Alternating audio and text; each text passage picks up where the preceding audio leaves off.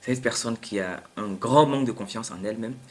Vous êtes aussi cette personne qui n'arrive pas à commencer quelque chose et la terminer. Vous êtes aussi ce jeune homme qui se cherche, qui essaie de se frayer des opportunités, qui essaie en tout cas de trouver sa voie de réussite, de faire entrer de l'argent, de se trouver une petite chérie ou un mec si vous êtes une fille. Vous êtes aussi cette personne qui a ses soucis, ses difficultés, mais à qui d'autres personnes viennent se confier.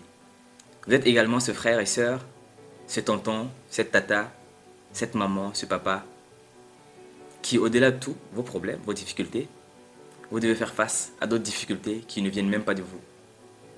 J'ai un message pour vous aujourd'hui. Bravo pour tout ce que vous faites. Merci pour tout ce que vous faites. Et n'arrêtez surtout pas de continuer ces œuvres-là. Vous savez, j'ai une autre définition de la joie et du bonheur.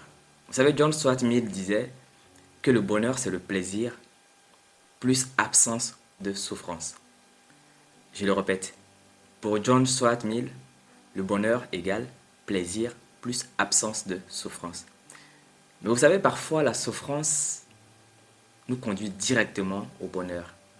Parfois on souffre pour les autres, on souffre pour nous-mêmes, on souffre pour notre entourage, juste dans l'optique de les voir sourire, alors que nous-mêmes dans notre chair profonde, nous galérons, nous avons nos difficultés. Il suffit qu'on voit un petit sourire sur leur visage pour être nous-mêmes heureux. Alors c'est quoi le bonheur réellement? Est-ce la joie des autres qui nous sont transmis ou est-ce lorsque nous sommes heureux et que les autres ne le sont pas? Moi je pense que c'est un tout, c'est un milieu. La joie, c'est le bonheur des autres, c'est l'épanouissement personnel également. Il faut que ces deux choses soient combinées. C'est là où je vais rejoindre aussi John Stuart Mill. Mais dans tout ça, il faut qu'il n'y ait pas de souffrance absolue. Car certains diront, il faut que ce soit difficile pour qu'on savoure mieux. C'est vrai parfois. Mais parfois, lorsque c'est trop dur, ça nous brise. Et vous savez, il y a certains séquelles, qui sont difficilement effaçables. Faisons attention à cela aussi. Et donc je réitère mon message à toutes ces personnes qui œuvrent pour le bonheur, pour la joie des autres. Merci à vous.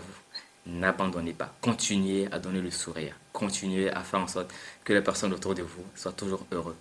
En tout cas, qu'ils soient épanouis de par votre présence, de par vos actes, de par les gestes, de par le fait que vous leur tendez la main. Beaucoup de personnes ont juste besoin d'une oreille attentive. Beaucoup de personnes ont besoin d'une épaule, comme un accoudoir. Soyez cette épaule-là, soyez cet accoudoir pour ces personnes-là, car le besoin ne finira jamais. Il faut qu'il y ait un peu de douceur sociale. C'est hyper important. Car sans cela, il n'y a absolument rien. C'est ce qui nous donne de l'espoir. Et comme on le dit, l'espoir fait vivre. Mais attention, ne donnez pas de faux espoirs. Il faut que ces espoirs soient honnêtes, soient de vrais espoirs. Pour permettre à tout le monde, surtout aux enfants, surtout aux personnes qui sont brisées émotionnellement, personnellement, physiquement, puissent se reconstruire. Voilà le message que je voulais partager avec vous aujourd'hui. Continuez à faire ce que vous êtes en train de faire. Partagez de la joie, du sourire, de la bonne humeur, de l'argent s'il le faut. Partagez. Prenez soin de vous et de vos proches et dites aux personnes que vous aimez, que vous les aimez sincèrement. D'ici là, on se retrouvera très certainement dans une prochaine vidéo.